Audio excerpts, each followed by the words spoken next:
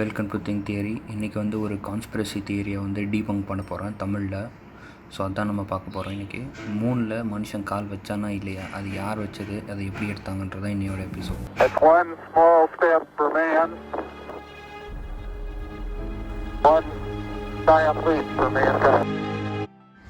On July 20, 1969 Neil Armstrong அவரோட left லெக்கை நிலாவில் ஃபஸ்ட்டு கால் வைக்கிறார்.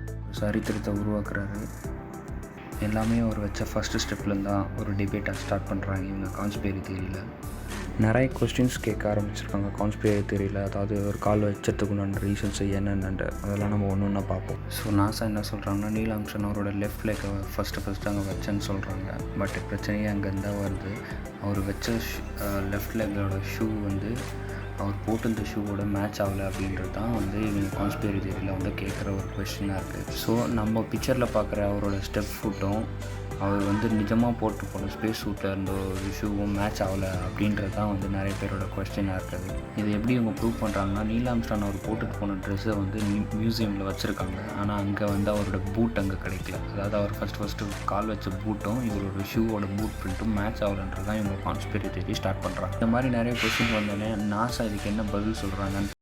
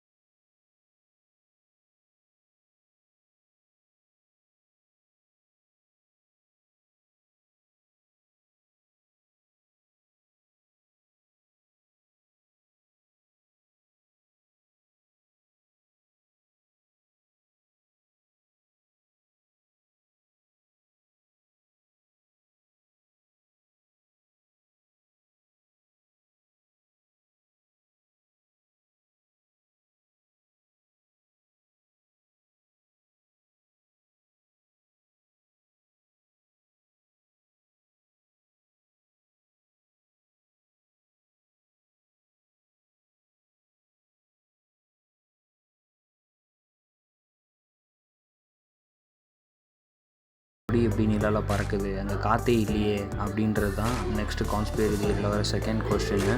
ஸோ இதுக்கு வந்து பதில் என்னென்னு பார்த்தீங்கன்னா, நாசா வந்து இதுக்காகவே ஒரு ஸ்பெஷல் டெக்னிக்கை வச்சு ஒரு ஃப்ளாகை வந்து டிசைன் பண்ணாங்க. இந்த ஃப்ளாகை வந்து ஆஸ்ட்ரோனட்ஸ் அங்கே எடுத்துகிட்டு போய் ஃபிட் பண்ணும்போது அது ஏதோ ஜாம் ஆகிடுச்சு கிட்டத்தட்ட. அதுக்கப்புறமா அதை அவங்க எடுத்து செட் பண்ணும்போது அவங்க ரைட் அண்ட் லெஃப்ட் ஆட்டும் போது தான் அந்த கொடி வந்து மோஷனில் லைட்டாக ஆடி இருக்குது. ஆனால் அது வந்து காற்றுனால ஆடல, அவங்க ஆட்டினால தான் ஆடி இருக்கு அப்படின்னு பதில் சொல்கிறாங்க. இது ஒரு ப்ரூஃப். நிலாவில் போய் கால் வச்சுருக்கேன். ஸோ ரெண்டாவது பெரிய விஷயம் என்னென்னு பார்த்தீங்கன்னா, நிறைய பேர் இன்னொரு கொஸ்டின் கேட்குறாங்க. இப்போ நீங்கள் இங்கேருந்து ஒரு கேமராவில் ஃபிலிம் ரோலை போட்டு இங்கேருந்து நீங்கள் ஸ்பேஸுக்கு எடுத்துகிட்டு போயிருந்தீங்கன்னா, அது இங்கேருந்து வெளியில் போகும்போது நம்ம பூமியில் இருக்க ரேடியேஷன்ஸ்லேருந்தே அந்த ஃபிலிம் ரோலில் டேமேஜ் ஆகும் வாய்ப்பு இருக்குது. நீங்கள் எப்படி ஃபோட்டோ எடுத்தீங்கன்னு கேட்குறாங்க. ஸோ ஆனால் அதுக்கு பதில் இல்லைன்னு பார்த்தீங்கன்னா, நம்மளோட ஸ்பேஸ் கிராஃப்ட், அதாவது நம்ம போன ஷட்டில் வந்து அந்தளவுக்கு ஒரு கெப்பாசிட்டி தாங்கும் அப்படின்றது தான் ஒரு உண்மையான பதில். ஒரு சின்ன ஃபிலிம் ரோல் எஃபெக்ட் ஆகாத அளவுக்கு அவங்க அதை மேனேஜ் பண்ணிட்டு டிசைன் பண்ணியிருக்காங்க. நாலாவது என்ன பிரச்சனைன்னு பார்த்தீங்கன்னா, ஏன் வந்து நீங்கள் எடுத்த ஃபோட்டோவில் ஒன்றுத்தில் கூட ஒரு நட்சத்திரமே தெரியல அப்படின்னு வந்து கான்ஸ்பிரசி தியரியில் எழுதுகிறவங்க கேட்குறாங்க. விஷயம் என்னென்னு பார்த்தீங்கன்னா, நம்ம இங்கேருந்து ஒரு பெரிய லென்ஸ் போட்டு நிலாவை மட்டும் ஃபோக்கஸ் பண்ணி எடுத்தாலே நிலா மட்டும்தான் தெரியும், சுற்றி இருக்க நட்சத்திரம் அவ்வளோவா தெரியாது. ஸோ கம்பேர் டு நிலாவோட சர்ஃபேஸ் வந்து ரொம்ப க்ளோயிங்காக இருக்கிறதுனால, அதாவது அதுக்கு வந்து ஒளி எல்லா பக்கத்தில் வந்து படுறதுனால அவங்க வந்து ஒரு அப்பச்சரை வந்து, அதாவது எக்ஸ்போசர் அதிகமாக வச்சு நிலாவும் அதில் இருக்கிற ஆஸ்ட்ரோநாட் மட்டும் ஃபோக்கஸ் ஆகிற மாதிரி வச்சுருக்காங்க.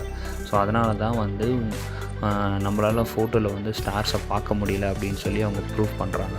விச் மீன்ஸ் நார்மலாக அந்த ஆஸ்ட்ரோநாட்ஸ் கண்ணில் வந்து நட்சத்திரங்களாக தெரிஞ்சிச்சு, நம்மளால் பார்க்க முடியல. அப்படி நம்ம அட்ஜஸ்ட் பண்ணி அந்த கேமரா வச்சோன்னா இன்னும் வந்து பிரைட் ஆகிடும் வீடியோ அப்படின்னு சொல்லி நாசா சொல்கிறாங்க. அப்புறம் எப்படி ப்ரூவ் பண்ணுறது? நாசா அங்கேருந்து ஒரு பெரிய பாறையை எடுத்துகிட்டு வந்து அதுக்கப்புறம் இங்கே நாசா சென்டரில் வச்சுருக்காங்க. யார் வேணால் வந்து ஓப்பனாக அதை செக் பண்ணி பார்க்கலாம். அது வந்து மூன்லேருந்து எடுத்துகிட்டு வந்த ஒரு ராக் அப்படின்னு சொல்லி அவங்க சொல்கிறாங்க. ஸோ இதுவும் வந்து ஒரு ப்ரூஃபாக அவங்க பண்ணுறாங்க.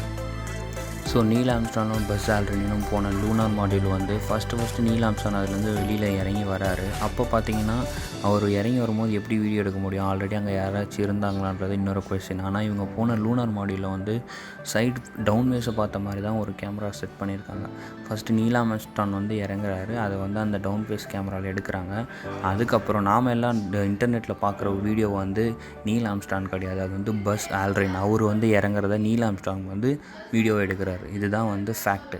இதுதான் வந்து நாசா வந்து சொல்கிறாங்க. ஸோ நாங்கள் வந்து மூன் லேண்டிங் வந்து ஃபேக் பண்ணணுன்னு அவசியம் இல்லை அப்படின்னு சொல்லி நாசா வந்து பதில் சொல்கிறாங்க. இந்த மாதிரி சயின்ஸ் ஃபிக்ஷன்ஸ் கான்ஸ்பெரி தியரியை பற்றிலாம் தெரிஞ்சுக்கிறதுக்காக இந்த சேனலை சப்ஸ்கிரைப் பண்ணேன். Thank you so much. Thanks for your support.